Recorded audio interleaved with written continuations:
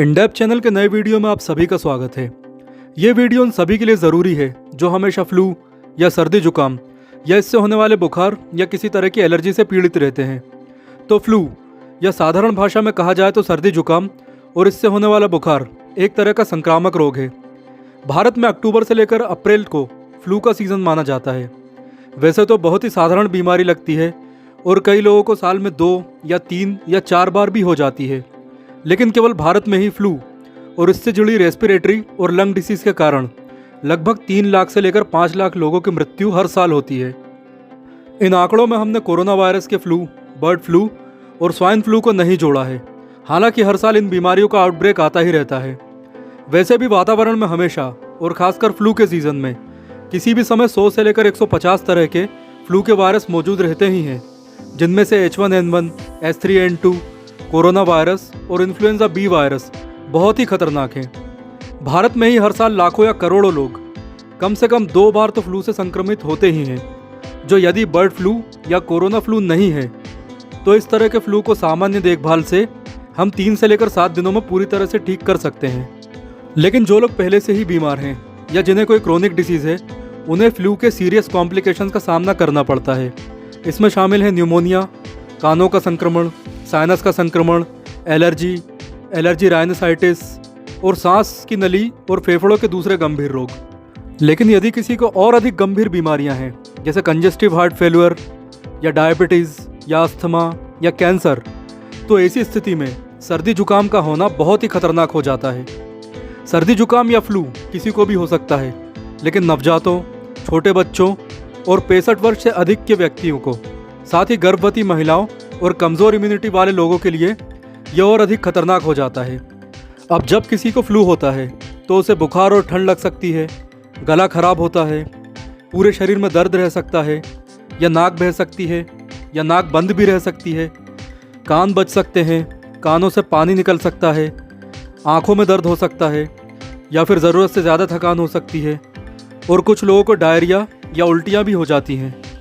ये सभी लक्षण हम सभी के लिए बहुत ही परेशानी भरे हैं, लेकिन बच्चों को इनसे होने वाली परेशानी कुछ ज़्यादा ही खतरनाक हो सकती है। और यदि आप खुद को और दूसरों को, खासकर बुजुर्गों और बच्चों को सीजनल फ्लू और सर्दी जुकाम से होने वाली इन परेशानियों से बचाना चाहते हैं, तो इंडेप्थ चैनल आपके लिए लेकर आया है फ्लू शॉट। फ्लू शॉट दरअसल एक वैक्सीन है जो सीजनल फ्लू के अगेंस्ट हमें इम्यूनिटी देती है, ठीक उसी तरह जिस तरह कोरोना वायरस की वैक्सीन हमें कोरोना वायरस के अगेंस्ट इम्यूनिटी देती है। तो आइए हम प्रश्न और उत्तरों की एक सीरीज़ में इस वैक्सीन के बारे में कुछ महत्वपूर्ण बातें जान लेते हैं। तो फ्लू वैक्सीन से संबंधित हमारा पहला प्रश्न है कि यह कैसे काम करती है। तो देखिए, वातावरण में हमेशा फ्लू के वायरस रहते हैं, जिनमें बर्ड फ्लू और स्वाइन फ्लू जैसे खतरनाक वायरस भी शामिल हैं। तो इस वैक्सीन में इन बीमारियों के बहुत ही कमज़ोर या लगभग मर चुके वायरस को डाला जाता है, और जब इसे हमारे शरीर में इंजेक्ट किया जाता है तब हमारा शरीर इनके अगेंस्ट एंटीबॉडीज़ डेवलप कर लेता है, और अगली बार जब हम इन वायरस के संपर्क में आते हैं तो हमारे शरीर में पहले से ही एंटीबॉडीज़ बनी रहती हैं, जिसके कारण ये वायरस हमें कुछ खास नुकसान नहीं पहुंचा पाते। दूसरा सवाल है, फ्लू वैक्सीन के बाद शरीर में एंटीबॉडीज़ बनने में लगभग कितना समय लगता है। तो देखिए, पूरी तरह से एंटीबॉडीज़ डेवलप्ड होने में लगभग 10 दिन का समय लग सकता है, और जब हमारे शरीर में एंटीबॉडीज़ बन जाती हैं तब हमें इन वायरस के साथ साथ वातावरण में घूम रहे दूसरे सर्दी जुकाम के वायरस से भी प्रोटेक्शन मिल जाती है। ये ठीक उसी तरह है जैसे किसी को एक बार सर्दी होने के बाद, यानी एक बार सर्दी होने के तुरंत बाद दूसरी बार सर्दी नहीं होती, क्योंकि उसके शरीर में सर्दी के वायरस के खिलाफ पहले से ही एंटीबॉडीज़ मौजूद रहती हैं।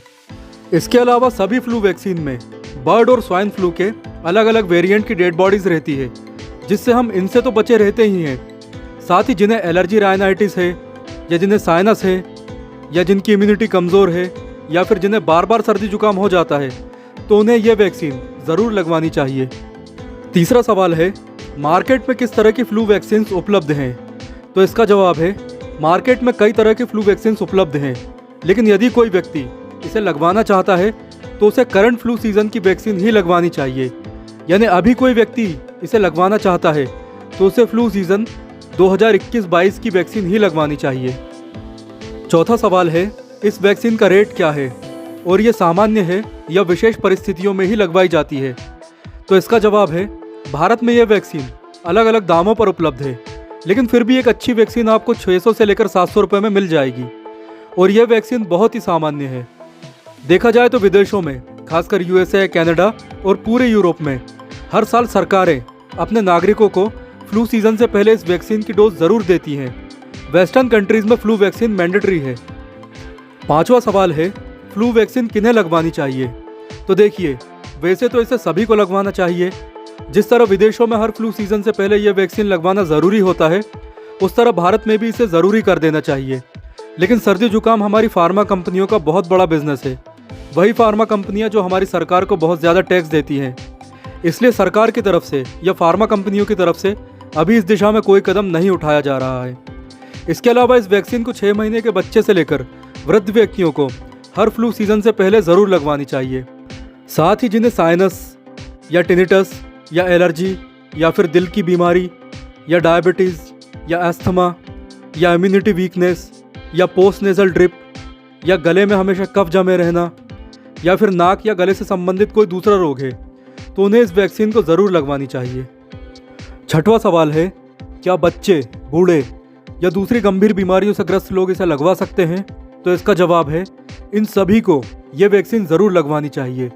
6 महीने से अधिक के बच्चों, गर्भवती महिलाओं और वृद्ध व्यक्तियों को इसे लगवाना ही चाहिए, क्योंकि सर्दी जुकाम से इन्हीं लोगों को सबसे ज़्यादा परेशानी होती है।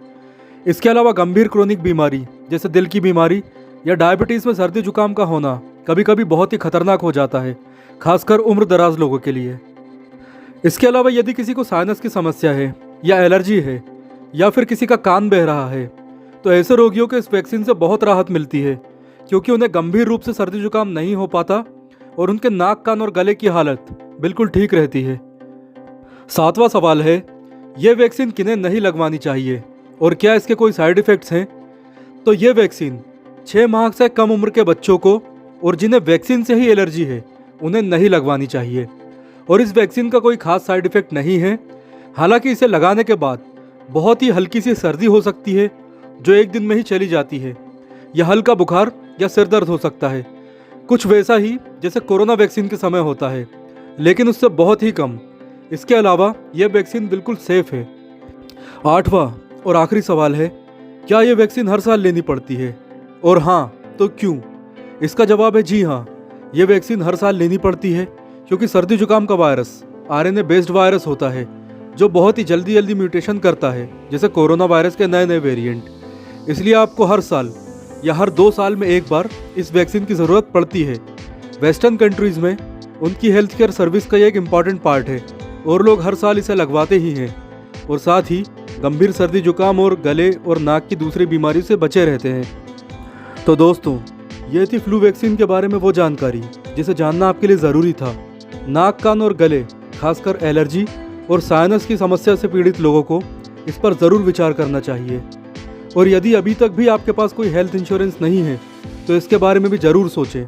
साथ ही वीडियो में दी गई जानकारी यदि आपको यूज़फुल लगी है तो चैनल को सब्सक्राइब करें और वीडियो को अधिक से अधिक शेयर करें। Thanks for watching this video.